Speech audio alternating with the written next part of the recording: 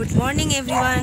তো এখন সকাল 6:30 বাজে, আমরা উঠে গেছি। আর দেখো কি সুন্দর ভিউ, কি সুন্দর রৌদ্র আসছে, দারুণ দেখতে। আর কি হাওয়া চলছে, মানে বলার মতো না, এত হাওয়া চলছে। এই যে দেখো গাছগুলো কি হারে নড়ছে, মানে এখানে আধা ঘন্টার মতো থাকলে একদম ঠান্ডা লেগে যাবে এরকম হাওয়া। বাট এত সুন্দর, মানে কি বলবো দেখতে। এই যে দেখো ইগল ক্র্যাকের সেই টাওয়ার, যেটা হচ্ছে আমাদের শিব মন্দির শিলিগুড়ি থেকে খুব সুন্দর দেখা যায়। এই যে সেই টাওয়ার। ভিউ দেখতে দেখতে অনেকক্ষণ হয়ে গেল। এবার ছেলেকে ঘুম থেকে তুলি, একটু পরে ব্রেকফাস্ট হয়তো দিয়ে যাবে 8টার দিকে। গুড মর্নিং বলা, গুড মর্নিং। ঘুম হয়েছে? ভালো ঘুম হয়েছে? ঘুম হয়নি? টুটছে? ঘুম হয়নি ভালো? হয়নি? বাড়ি যাবা? তাহলে এখানে থাকবা? একদম কারেক্ট 8টায় আমাদের ব্রেকফাস্ট চলে এসেছে। তো ব্রেকফাস্টে দিয়েছে 3টে অমলেট আর ব্রেড বাটার আর 2 কাপ চা। তো আমার বরের খুব ইচ্ছা বেলকনিতে খাবে, তাই আমরা আবার টেবিল চেয়ার যতগুলো খাবার দাবার সব আমরা বেলকনিতে নিয়ে আসলাম। তো এখানে সব সেট আপ করে এখন আমরা খেতে বসে গেলাম। আর সাথে যা হাওয়া চলছে, আগেই তো বললাম এত হাওয়া। তো এই হাওয়ার মধ্যে আমাদের গরম গরম চা ঠান্ডাই হয়ে গেছে, কিন্তু ভালো লাগছে এখানটায় বেশ বেলকনিতে বসে খেতে। আর এই অপরূপ একটা দৃশ্য দেখতে, সত্যি এটা চোখে না দেখলে না বলা যায় না, এত সুন্দর ভিউ। তো এখানটায় আমার বর খেতে শুরু করে দিয়েছে। সেই 5টা থেকে জেগে আছে। ও বাইরে বেরোলে একদমই ঘুমাতে পারে না, আর সাথে আমাকেও ঘুমাতে দেয় না, ডাকতেই থাকে ওঠো ওঠো করে।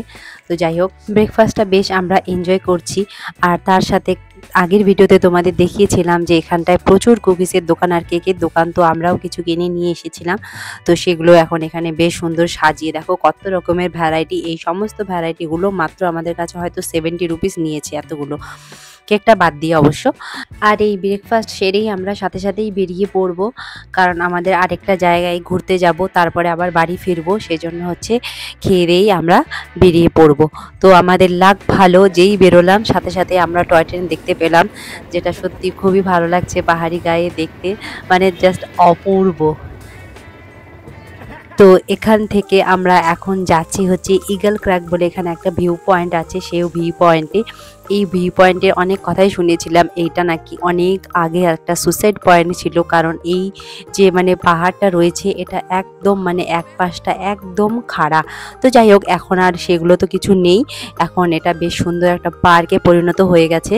তো আর এই পার্কে ঢোকার জন্য 10 টাকা করে তোমার হচ্ছে টিকিট কাটতে হবে, তারপরেই এর ভেতরে আমরা যেতে পারবো।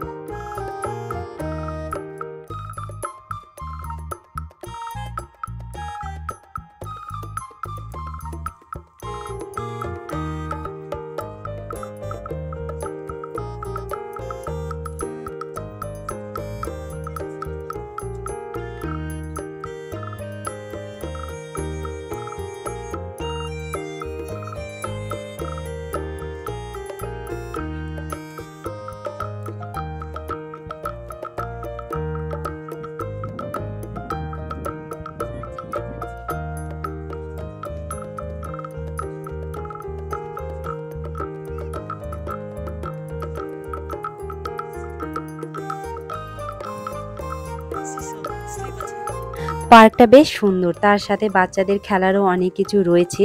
আর রয়েছে অনেক বড় বড় দুটো জলের ট্যাঙ্কি, হয়তো হচ্ছে এখান থেকে কার্শিয়াং শহরে হচ্ছে জল সাপ্লাই করা হয়। তার মধ্যে রয়েছে আবার অনেকগুলো হচ্ছে টাওয়ার, হয়তো এখান থেকে সমস্ত কিছুর কানেকশনও রয়েছে। এত তো কিছু তো জানি না, দেখে সব আন্দাজ করলাম। তো এরপরে কিন্তু হচ্ছে এখানটায় আসার মনে হচ্ছে আমার ঠিক সময় হবে একটু, মানে রৌদ্রটা পড়ে গেলে ওই টাইমটায়, মানে 2টো 2:30টা 3টের দিকে আসলে বেশ ভালো হবে। মানে বাচ্চারা এখন আমরা এসেছি যে এত গরম লাগছে বাবারে বলার মতো না। হাওয়া চলছে ঠিকই কিন্তু তাও এত গরম লাগছে। তো এবার ভাবলাম যে ভালো একটা জায়গা খুঁজে নিই যেখানটায় গিয়ে একটু বসে টাইম পাস করা যাবে। তো এইজন্য অন্যদিকে আমরা একটু যাচ্ছি। যেখানে এসে বসলাম সেখান থেকেও ভিউটা খুবই সুন্দর লাগছে, জাস্ট ওয়াও! কি দারুণ না! চা পাতা বাগান আর চা পাতা বাগান আর দূরে সব বাড়ি দেখা যাচ্ছে, খুবই সুন্দর। এর নিচে একটা রাস্তাও আছে দেখলাম, কিন্তু জানি না রাস্তাটা কোথায় যাবে, তাই আর যাওয়ার রিস্ক নিলাম না। আর আমি এখানেই বসে থাকলাম আর ছেলে আর ছেলের বাবা মিলে দুজনই গেল সেই ওয়াচ টাওয়ারে উঠতে। আমার আর উঠতে ইচ্ছা করছিল না, একই তো গরম, এখানটায় একটু আরাম লাগছিল হাওয়ার জন্য। তো ওরা ওয়াচ টাওয়ার দেখতে গেল, আমি এখানটায় বসে বসে আছি। ওয়াচ টাওয়ার থেকে পুরো পার্কটার 360 ডিগ্রি ভিউ দেখা যায়, এত সুন্দর লাগছে মানে বলার মতো না। দেখো কি ভালো লাগছে, টাওয়ারগুলো দেখা যাচ্ছে, জলের ট্যাঙ্কিগুলো দেখা যাচ্ছে, আর এইখানটায় আমি বসে আছি। আর এই দিকটায় মানে পুরো পার্কটাই এত সুন্দর করে দেখা যাচ্ছে, মানে খুবই সুন্দর ভিউ। আর তার সাথে এই সাইডটাও দেখা যাচ্ছে, এই যে বলেছিলাম না প্রচণ্ড খাড়া, এই দেখো এই সাইডটা খাড়া।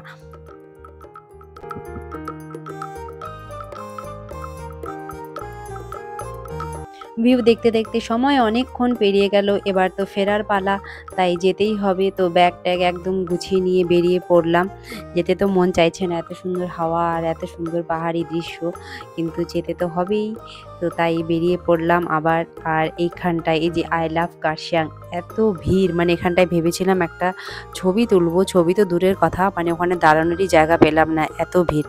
তো শেষে আমরা ওখান থেকে চলেই আসলাম, আর থামলাম না, একদম নিচে নেমে চলে আসলাম আমাদের ফেভারিট জায়গা, মানে ব্যাম্বো কটেজ, যেটা রোহিণীর একদম নিচের দিকে রয়েছে, যেটা আগেও হয়তো অনেক ভিডিওতে তোমাদেরকে দেখিয়েছিলাম। মাঝে মধ্যে আমরা টাইম পাস করতেও এখানে যাই। এই কটেজটা আর এই রেস্টুরেন্টটা আমাদের এত ভালো লাগে, আর এখানকার খাওয়াগুলো সত্যি খুবই টেস্টি।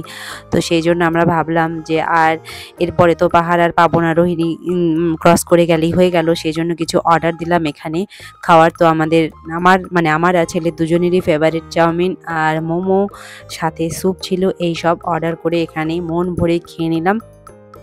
আর এর সাথেই হচ্ছে আজকের ভিডিওটা শেষ করছি। তো তোমাদের কেমন লাগলো আমাদের কার্শিয়াং ট্যুর জানাবে, আর ভালো লাগলে লাইক শেয়ার সাবস্ক্রাইব অবশ্যই করে দেবে। তো দেখা হচ্ছে পরের ভিডিওতে। Thank you very much.